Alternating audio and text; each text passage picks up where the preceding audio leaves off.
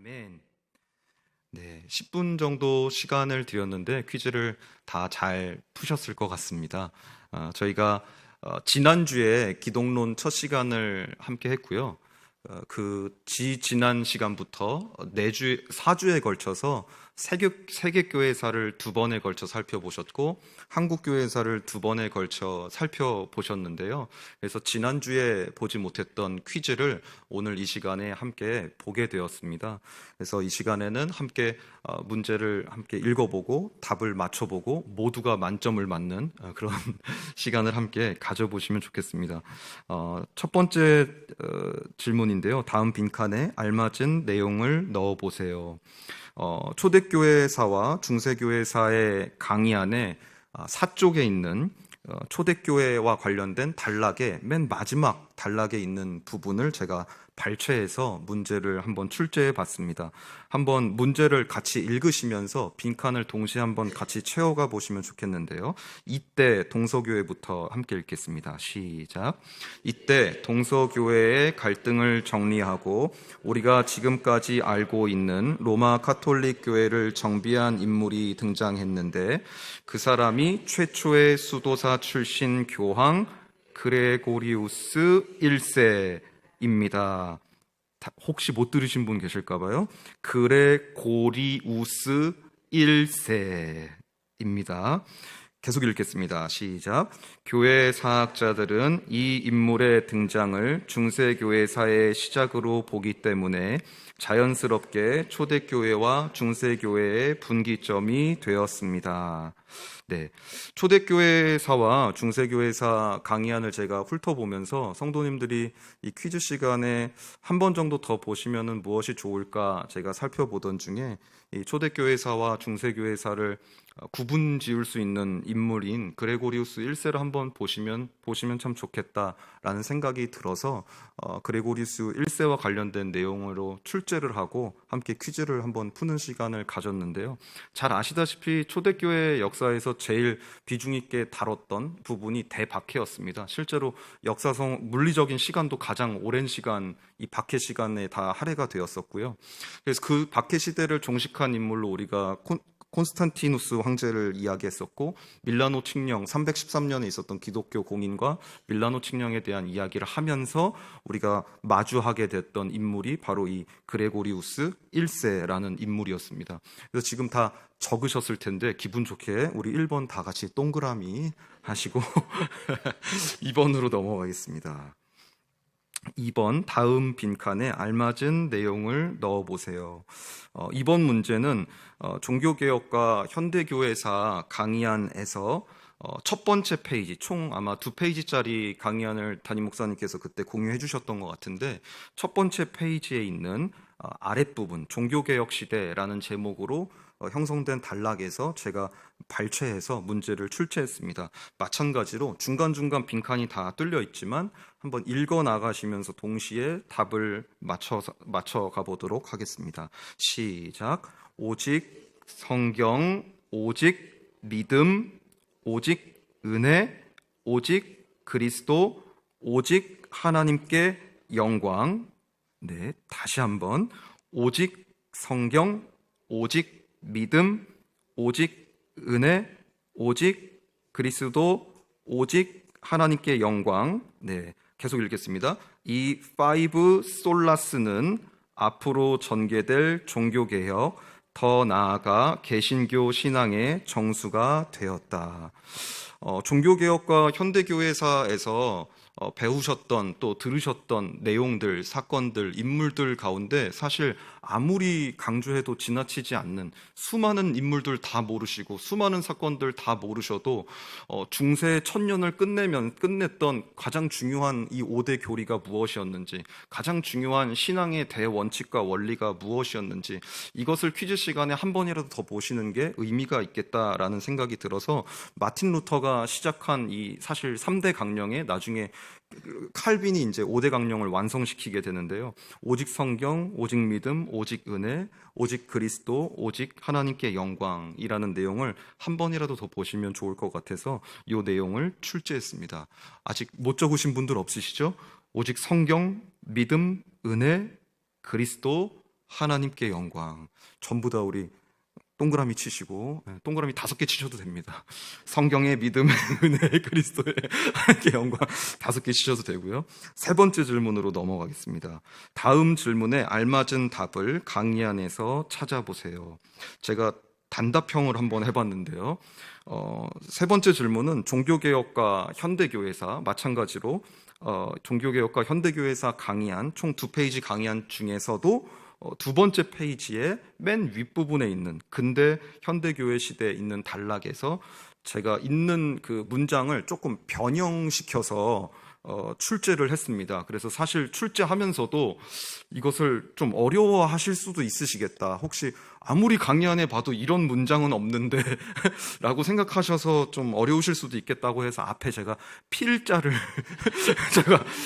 이제 적어놓기는 했습니다만, 그래서 정답은 필그림 파더스입니다. 그래서 영어로 적으셔도 되고요. 제가 다시 한번 말씀드리면 필그림 파더스입니다. 근대 현대교회 시대 그 샵 2번의 근대 현대교회 시대 바로 밑에 있는 필그림 파더스라는 설명을 제가 질문으로 바꿔서 단답형 문제를 냈는데요.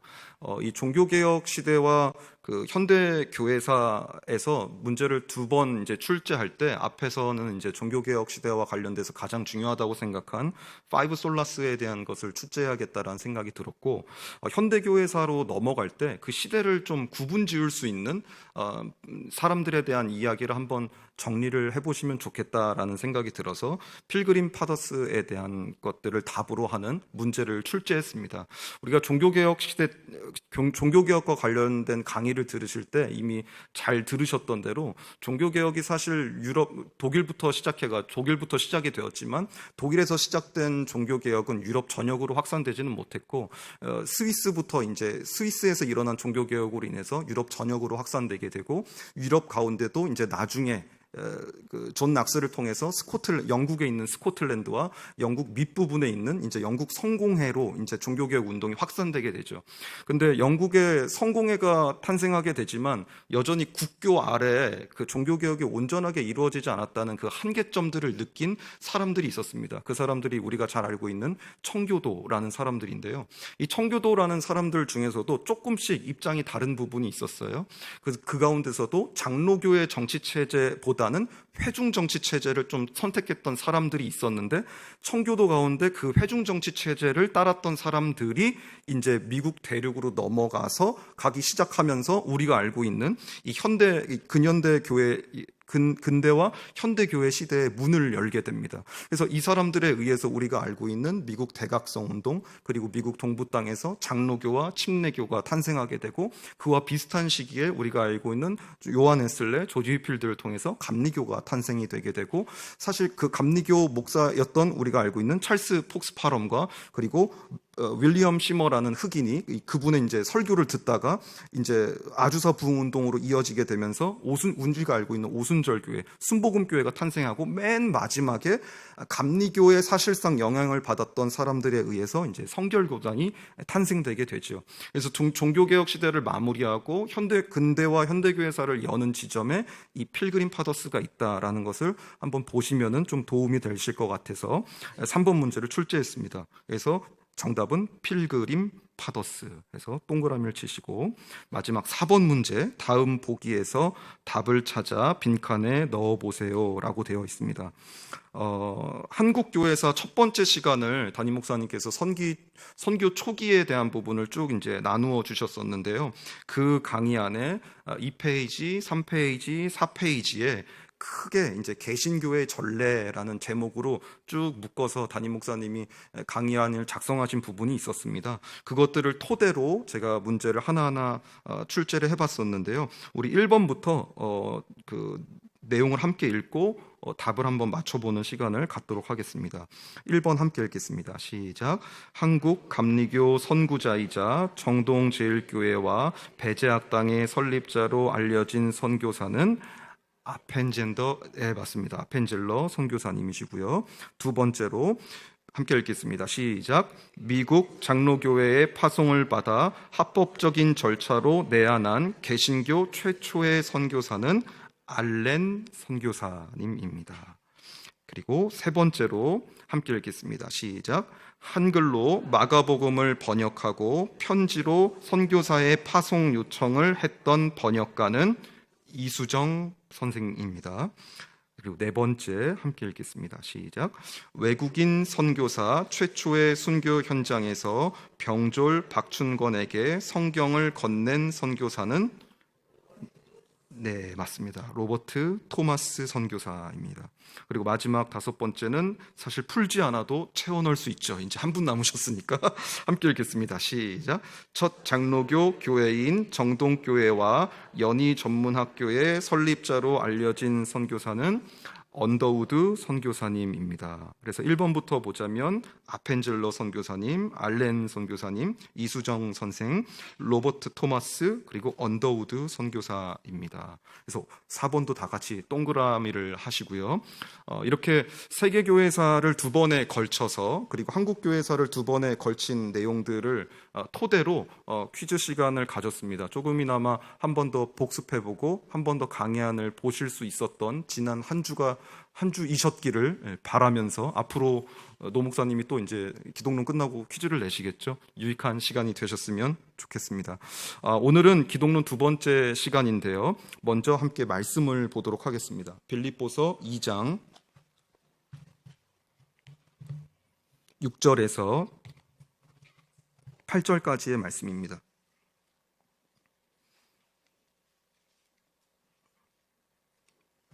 빌립보서 2장 6절에서 8절까지의 말씀을 함께 읽겠습니다. 빌립보서 2장 6절에서 8절입니다. 시작. 그는 근본 하나님의 본체시나 하나님과 동등됨을 취할 것으로 여기지 아니하시고 오히려 자기를 비워 사람들과 같이 되셨고 사람의 모양으로 나타나사 자기를 낮추시고 죽기까지 복종하셨으니 곧 십자가에 죽으심이라. 아멘. 우리가 지난주부터 성경교리 네 번째 과목인 기독론을 살펴보고 있습니다. 기독론은 지난주와 오늘을 포함해서 총 4번에 걸쳐 다루게 되는데요. 지난 시간에 제가 말씀드렸던 대로 기독론은 크게 주 예수 그리스도의 인격과 사역, 그리고 언약과 속죄와 같은 것들을 다루는 과목입니다. 이 가운데 우리는 주 예수 그리스도의 인격에 대한 내용 중에 이 성육신 그리고 동정녀 탄생에 대한 교리를 지난주에 함께 살펴보신 것이고, 오늘은 지난 시간에 이어서 이 주 예수 그리스도의 인격에 대한 이야기를 마저 다 살펴보도록 하겠습니다. 먼저 살펴보실 것은 성경이 그리스도의 신성과 인성에 대해서 증거하고 있다는 사실인데요.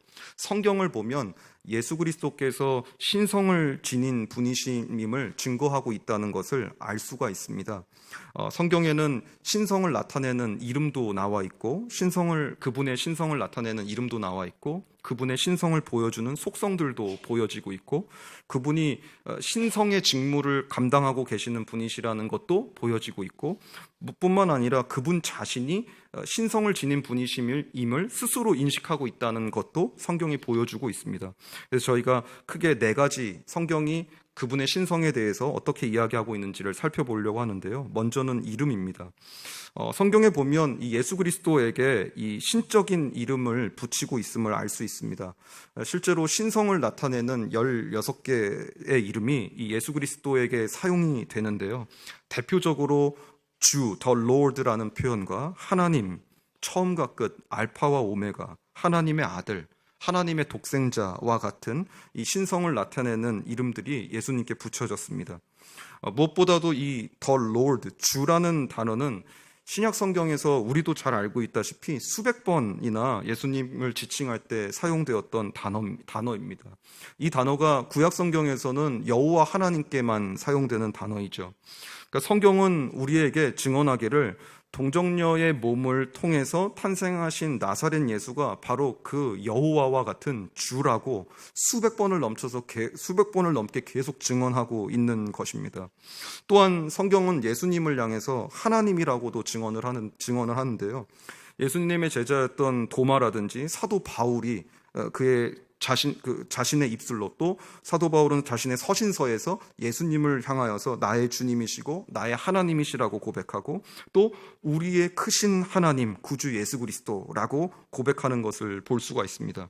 예수님의 제자였던 요한 역시도 나사렛 예수를 향해서 처음과 마지막, 또 알파와 오메가라고 고백하면서 그분이 그냥 랍비가 아니라 거룩하신 하나님이라는 것을 분명히 증언했고, 요한복음 1장 18절에서도 나사렛 예수가 하나님의 아버지의 품속에 있는 하나님의 이 독생하신 하나님, 그러니까 그분이 삼위 하나님의 제2위이신 성자라는 것을 요한도 여러 번 증언했습니다.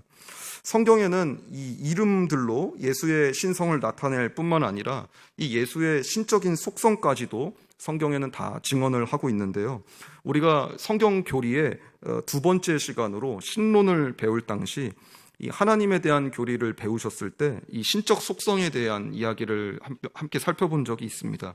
그런데 성경을 보면 그 하나님의 신적 속성, 예를 들어서 전능하심이라든지 전지하심이라든지 편재나 영원, 불변에 대한 것들 역시도 성경 안에서 나사렛 예수에게 그 모든 신성들이 있었다고 증언한 것을 우리는 확인할 수가 있습니다. 2페이지이신데요. 그분은 히브리서 1장 3절의 말씀처럼 능력의 말씀으로 만물을 붙드시는 전능하신 하나님이시고, 요한복음의 말씀처럼 사람의 속에 있는 것을 다 아시는 전지하신 분이시고, 또 마태복음 말씀처럼 어디에도 계시는, 아니 계신 곳이 없으시는 편지하신 분이시며, 요한복음 1장 1절의 말씀처럼 태초부터 계신 영원성을 가진 분이시고, 히브리서 13장의 말씀처럼 불변성을 가지신 하나님이시라는 것입니다. 성경은 이와 같이 그가 하나님의 이름을 가지고 계시고 그가 하나님의 속성을 가지고 계실 뿐만 아니라 또 그 속성을 가지고 계신 그대로 하나님의 직무, 이 신적 직무를 나사렛 예수가 감당하고 있다는 것도 증언하고 있는데요. 대표적으로 우리가 이 시간에 나누게 될 것은 그가 창조, 보존, 그리고 죄사함과 부활, 심판의 직무를 그가 감당하고 있다는 것을 간단하게나마 살펴보려고 합니다. 먼저 요한은 요한복음 1장에서 만물이 그로 말미암아 지은 바 되었으니 지은 것이 하나도 그가 없이는 된 것이 없느니라 라고 말하면서 그분의 창조 사역에 대해서 증언하고 있습니다. 또 히브리서 기자는 히브리서 1장 3절을 통해서 만물을 붙드시는 그분의 그 보존 사역에서도 증언하고 있는 걸 알 수 있습니다. 또 예수님은 죄사함과 부활의 능력이 있는 분이신 걸 알 수 있는데요. 마가복음 2장의 이야기를 성도님들 다 잘 알고 계실 것이라고 생각합니다. 마가복음 2장에는 중풍병자에 대한 이야기가 나오죠. 그런데 예수님께서 사람들을 향해서 내가 저를 향해서 네 상을 들고 일어나서 가라 하는 것이 쉽겠느냐, 아니면 내가 너의 죄를 사하겠다라고 말하는 것이 쉽겠느냐라고 이야기를 하시면서 자기 스스로에게 죄사함의 권세와 능력이 있다는 것을 밝히고 있는 부분이 있고, 요한복음 6장에서도 예수님은 자신에게 마지막 날에 죽은 자를 다 일으키실 권세와 능력이 있다는 사실을 스스로 밝히고 있음을 알 수 있습니다. 또한 성경은 요한복음 5장이나 사도행전 17장, 디모데후서 4장 같은 구절들을 통해서 나사렛 예수가 죽은 자를 일으킬 뿐만 아니라 궁극적으로 하나님이 하실 수 있는 이 심판의 권세 또한 가지고 계신 이 하나님의 제2위로 계시는 성자 하나님이시라는 것을 증언하고 있습니다. 저희가 지금 첫 번째로 예수님의 신성을 나타내는 이름을 살펴본 것이고, 두 번째로 예수님의 신성을 나타내는 속성들을 살펴본 것이고, 세 번째로 성경에서 예수님의 신적 직무를 나타내는 것들을 간략하게 몇 가지 예만 추려서 빠르게 지금 살펴본 것인데요. 마지막으로 성경에는 나사렛 예수가 자기 스스로가 삼위일체 하나님의 제2위이신 성자로 자기 스스로를 분명히 인식하고 있는 모습을 분명하게 기록하고 있습니다. 이게 참 중요한데, 나사렛 예수는 성경 곳곳에서 수차례 자기 스스로가 지니신 신성에 대해서 우리 성도님들도 이미 알고 있는 많은 구절과 오늘 제가 본문에만 언급한 몇몇 구절들을 통해서 여러 번 자신의 신성을 다 직접적으로 말씀을 하셨습니다. 그 중에 대표적으로 제가 강의 안에 누가복음 2장 41절에서 52절의 말씀을 실어놨는데요. 우리가 알고 있는 그 말씀입니다. 6월절 기간에 예루살렘에 예수님께서 이제 혼자 남겨지시죠. 그때 예수님의 나이가 누가복음의 기록을 보면 아직 12살밖에 되지 않았습니다. 그러니까 초원교회로 말하면 초등부입니다. 초등학생인 예수님이신 거죠. 그 예수님께서 성전을 일컬어서 내 아버지의 집이라고 말씀하신 사건이 누가복음 2장에 기록이 되어 있습니다. 이 장면이 참 중요한 이유는 후대 초대교회 사람들이 예수님께서 자기 스스로 신의식이 있을 때도 있고 없을 때도 있었다, 이런 사건 때는 있었고 어디까지는 없었고 어디서부터는 있었다라는 식으로 많은 잘못된 오해를 했기 때문인데요. 이러한 본문들을 보면 그가 예수님께서 공생애를 비롯해서 그의 삶의 어떤 특정 기간이나 순간뿐만 아니라 말 그대로 그가 이 땅에 육신을 취하며 거하신 모든 순간에 자신 스스로가 제위 성자 하나님이시라는 사실을 스스로가 정확히 알고 계셨다라는 것을 보여주는 본문이 이 누가복음입니다. 이 본문 외에도 참 많은 본문에서 예수님은 분명히 자기 스스로가 하나님이라는 사실을 알고 계셨습니다. 그러니까 우리는 성경에서 예수님의 신성을 나타내는 이름들, 그리고 예수님의 속성을 보여주는 수많은 그 증거 본문들, 예수님의 신적 직무를 고백하고 있는 수많은 본문들, 그리고 예수님이 자기 스스로를 성자로 인식하고 있는 부분들을 통해서 성경은 분명히 2000년 전에 이 땅 가운데 사람의 모습을 하고 있는 나사렛 예수가 완전한 하나님이셨다라는 것을 계속 증언하고 있다는 것을 우리는 알 수 있습니다. 두 번째로 성경은 예수님의 인성에 대한 것도 증거하고 있는데요. 마찬가지로 이름과 속성, 그리고 마지막으로 죄가 없으신 참 사람이라는 내용으로 함께 좀 살펴보도록 하겠습니다. 성경에는 나사렛 예수가 가진 완전한 신성을 나타내는 그 이름들 뿐만 아니라 그분이 취하신 완전한 인성을 나타내는 이름들도 기록이 되고 사용이 되는데, 대표적으로 사람, 그리고 인자라는 것은 영어로 제가 표기했다시피 Son of Man, 사람의 아들이라는 뜻입니다. 이와 같은 이름을 사용되는 걸 볼 수 있습니다. 디모데전서 2장에서 하나님과 사람 사이에 있는 한 중보자, 하나님과 사람 사이에 있는 한 중보자, 사람이 바로 이 예수 그리스도라고 말하고 있고, 복음서에서 예수님이 자기 자신을 일컬어서 수차례 말씀하신 인자, Son of Man이라는 이 단어가 예수 그리스도가 취하신 인성을 아주 잘 보여주는 이름이라고 할 수 있습니다. 두 번째로 성경이 그분이 가지고 계시는 인성을 기록하고 있는 것들을 토대로 제가 한번 쭉 서술을 해보았는데요. 이 부분은 그냥 강의안을 함께 그냥 보시면서 그냥 쭉 내려가는 게 좋지 않을까 생각을 하고 있고, 또는 제가 강의안을 쭉 따라서 읽어드릴 때 그냥 묵상하시면서 들어보셔도 좋겠다라는 생각이 듭니다. 성경은 나사렛 예수가 단지 인성을 나타내는 이름으로 불려졌을 뿐만 아니라 그분의 전 생애에 그가 취하신 인성이 드러나고 있음을 기록하고 있습니다. 그분이 취하신 인성은 그분의 출생과 성장, 삶과 시험, 고난과 죽음이라는 전생애에 잘 나타나 있습니다.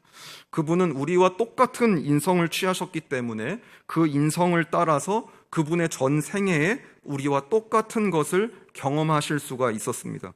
그분은 신성을 따라서 잉태는 성령으로 되셨지만 인성을 따라서 마리아의 몸을 통해 출산하셔야 했습니다. 세상에 태어나신 이후 그분은 인성을 따라서 우리와 똑같은 성장 과정을 겪으셔야 했습니다. 우리가 그러하듯 그분 역시 그분이 취하신 인성을 따라서 성장 과정을 거치며 지혜도 자라고 키도 자라가셔야 했습니다. 그 가운데 사람에게 사랑을 받기도 하셨고, 성전에서 사람과 지내면서 듣기도 하고 묻기도 하는 삶을 사셨습니다. 그분은 자신이 취하신 인성을 따라서 우리와 동일한 삶을 사셨습니다. 육신의 부모에게도 순종하셨고 국가에 세금을 내기도 하셨습니다. 그 당시 다른 유대인들처럼 회당 예배에 참석하기도 하셨고 명절을 지키러 올라가기도 하셨습니다.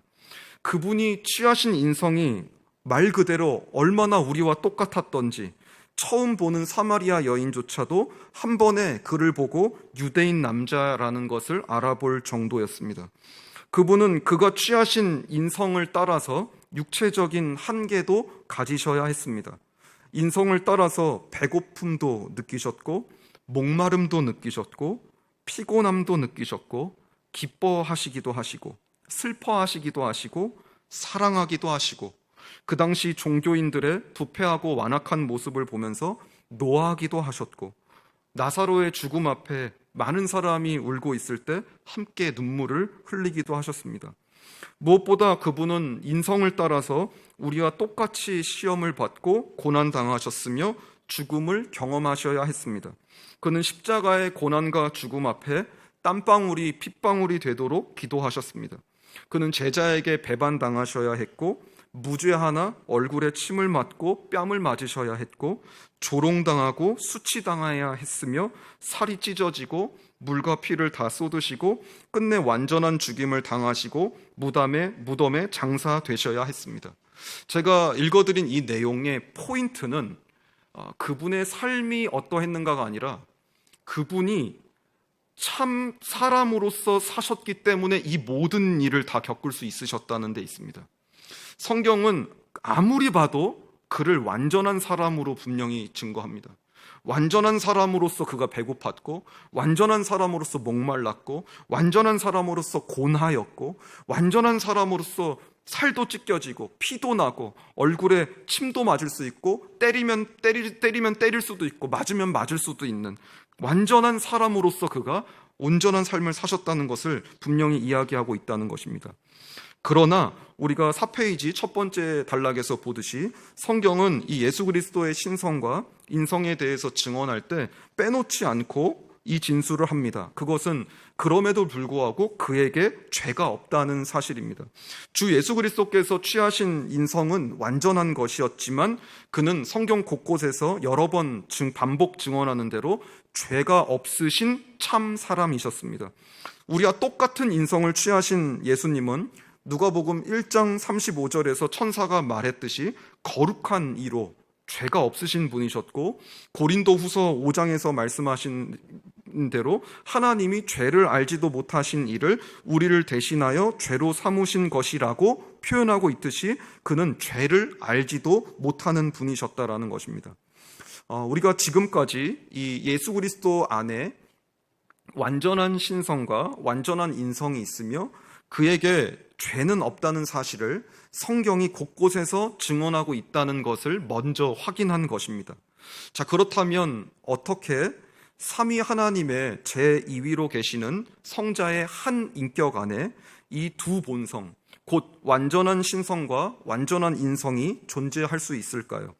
지금부터 살펴보게 되실 이 신인교리, 그리스도의 신성과 인성에 대한 교리는 지난번 기독론 첫 번째 시간에 보셨던 성육신 교리에 이어서 이 인성을 취하신 삼위 하나님 제2위 성자 예수님의 존재 방식을 진술하는 교리입니다. 그러니까 지난주에 살펴보셨던 성육신 교리가 인성을 취하신 성자의 잉태 그리고 출생에 대하여서 집중해서 진술하는 교리라면, 이 그리스도의 신성과 인성, 이 신인 교리는 성육신으로 시작된 이 인성을 취하신 성자의 존재와 상태를 설명하는 교리라고 할 수 있습니다.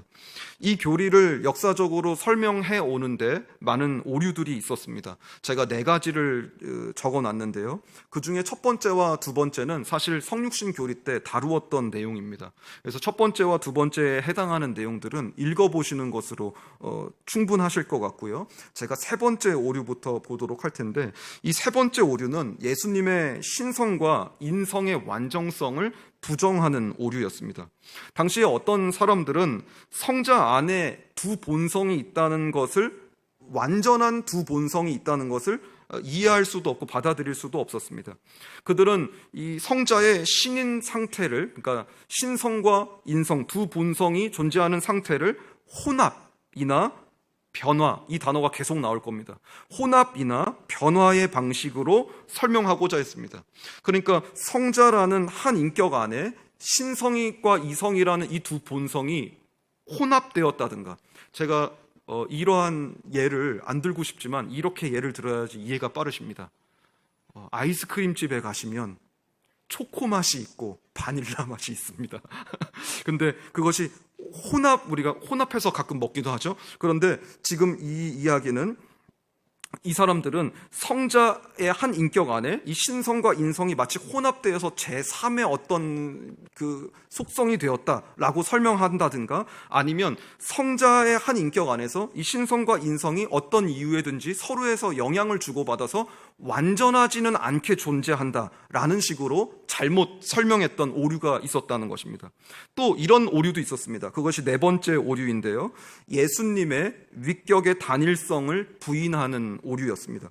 초대교회사에서 네스토리우스 이단이라고 잘 알려져 있는 이들은 이 예수 그리스도가 두 본성을 지니신 한 인격이 아니라 두 개의 인격이다라고 말했습니다.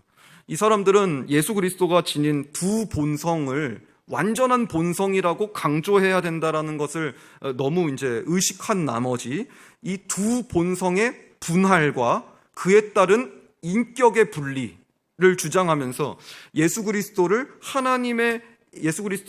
하나님의 인격이면 물론이고 사람의 인격도 가진 분이라고 설명하면서 이 한 인격 안에 두 본성이 있는 것이 아니라 두 인격 안에 두 본성이 분리되고 분할되어 존재한다라고 설명하는 오류에 범한 것이죠.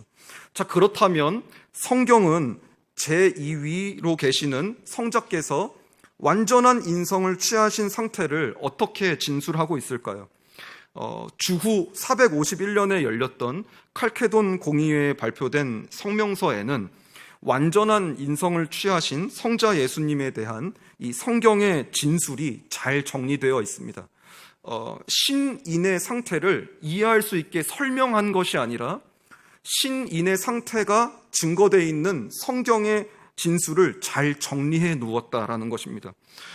요 네모 박스에 있는 글들을 아마 평생에 오늘 한번 딱 읽어보시면 좋겠는데요.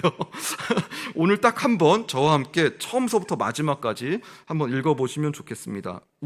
시작.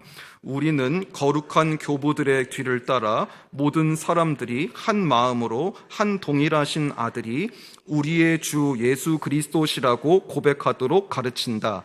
동일하신 분이 신성에 있어서 완전하시고 동일하신 분이 인성에 있어서 완전하시며 동일하신 분이 참 하나님이시고 이성적인 영혼과 육체로 이루어진 참 사람이시며 동일하신 분이 신성에 따라서 성부와 동일 본질이시고 인성에 따라서 우리와 동일 본질이시며 모든 것에 있어서 우리와 같으시되 오히려 죄는 없으시며 실로 창세 전에 신성에 따라서 아버지에게서 나셨고 후일에 동일하신 분이 우리와 우리의 구원을 위하여 인성에 따라서 하나님의 어머니 동정녀 마리아에게서 나셨으며 한 동일하신 그리스도 아들 주 독생하신 분이 두 본성에 있어서 혼합 없이 변화 없이 분할 없이 분리 없이 인식되어야 한다.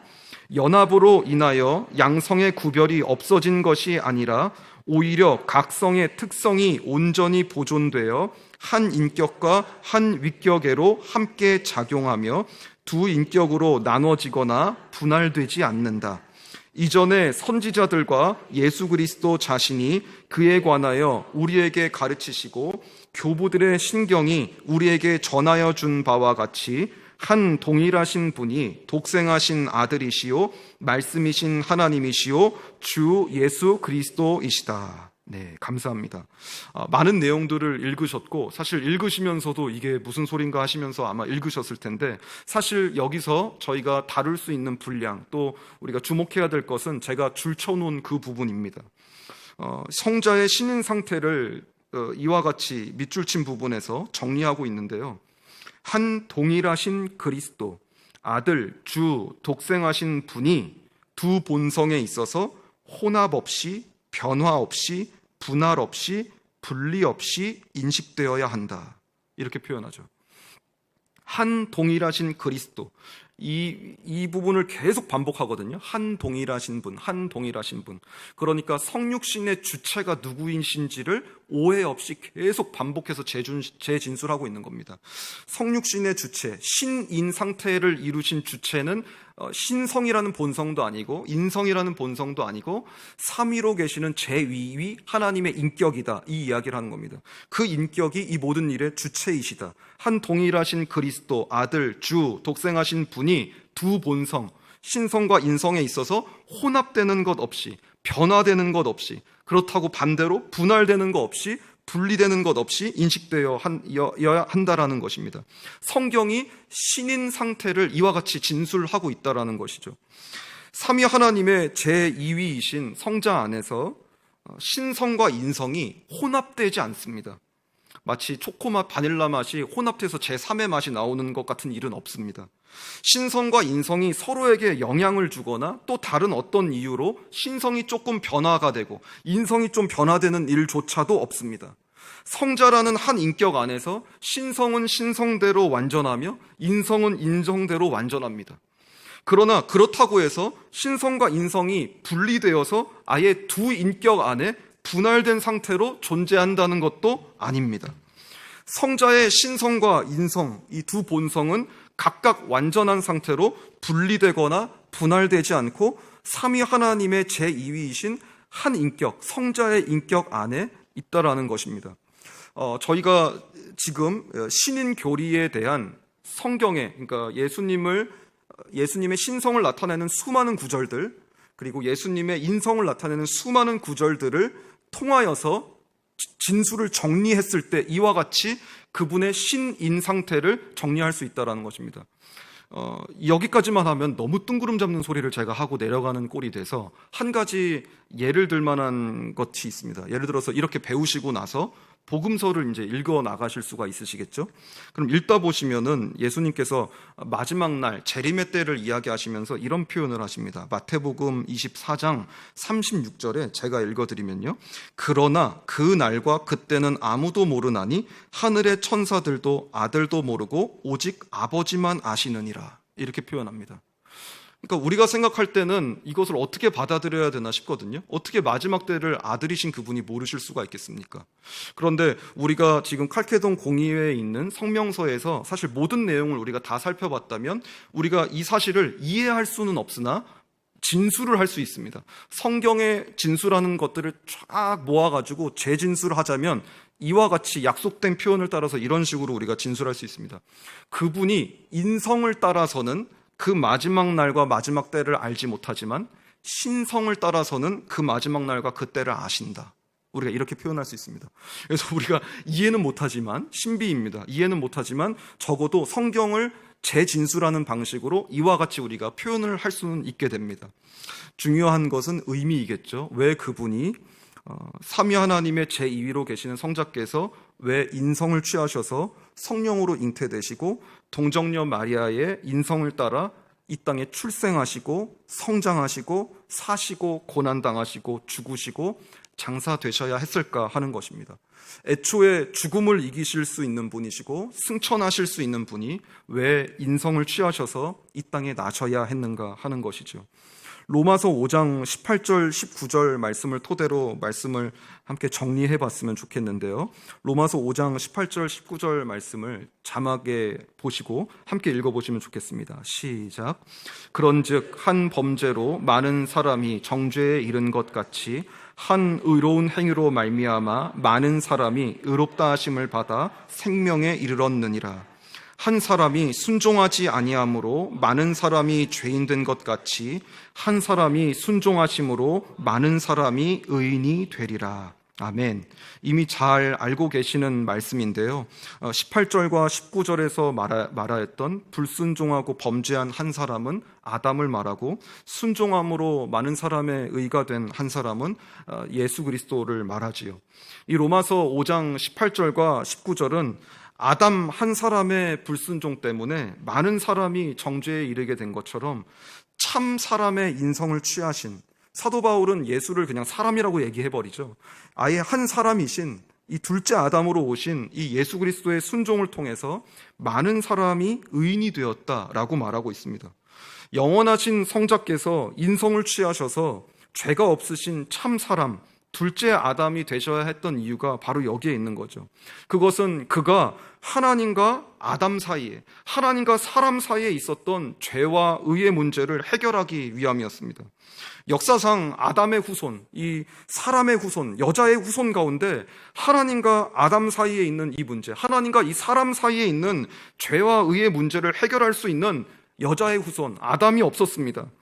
그런데 바로 이 문제를 해결하기 위해서, 이 하나님과 사람 사이에 있는 문제, 하나님과 아담의 후손, 하나님과 여자의 후손 사이에 있는 이 문제를 해결하기 위해서 영원하신 제2위로 계시는 하나님의 아들이 인성을 취하시고 죄가 없으신 참 사람, 둘째 아담으로 이 땅 가운데 오셨다는 것입니다.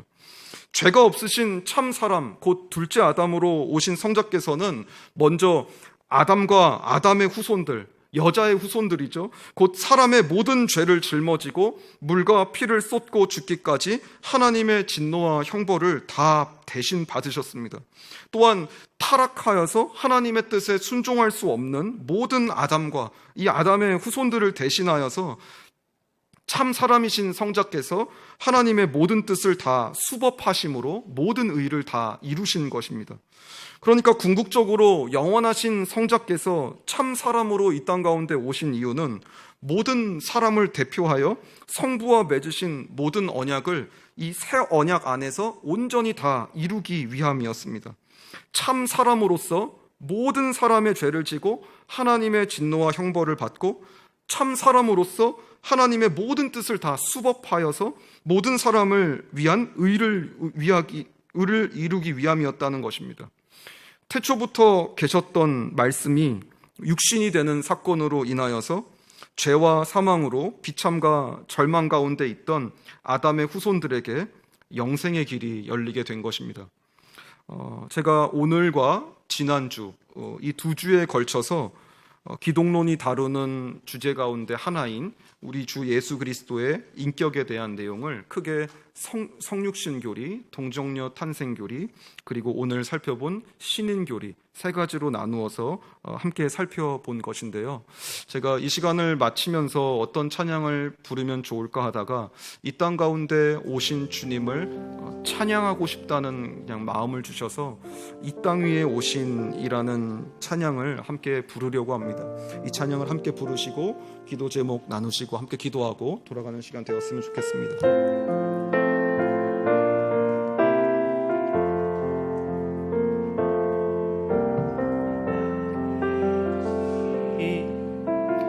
하나님의 본체 십자가에 달리사 우리 죄 사셨네. 하나님이 그를 지극히 높여 모든 이름 위에 뛰어난 이름을 주사 우리 예수 이름 앞에 절하고 모든 입이 주를 시인해 영광 중에 오실 주를 보리라 선포해 왕께 만세 존귀와 위엄을 찬양해 왕의 왕께 만세 주 예수 하나님 우리 고대하네 우리 고대하네 주님 오실 그날 다시 사신 왕의 영광 이 땅을 비추네. 사단의 권세는 주 앞에 무너져 생명과 진리의 주 권세 가지고 가장 높도다. 우리 예수 이름 앞에 절하고 모든 입이 주를 시인해. 영광 중에 오실 주를 보리라. 선포해 왕의 만세. 존귀와 위엄을 찬양해. 왕의 만세. 주 예수 하나님. 이 시간에 함께 기도하실 때 한 가지 묵상하시면서 기도해 봤으면 좋겠습니다. 지난주와 이번 주 강좌를 준비하는데 하나님의 신성과 그분이 인성을 취하셨다는 사실을 묵상하면서 첫째로 인성을 취하신 그분이 찬양받게 합당하신 분이라는 생각을 하게 되었습니다.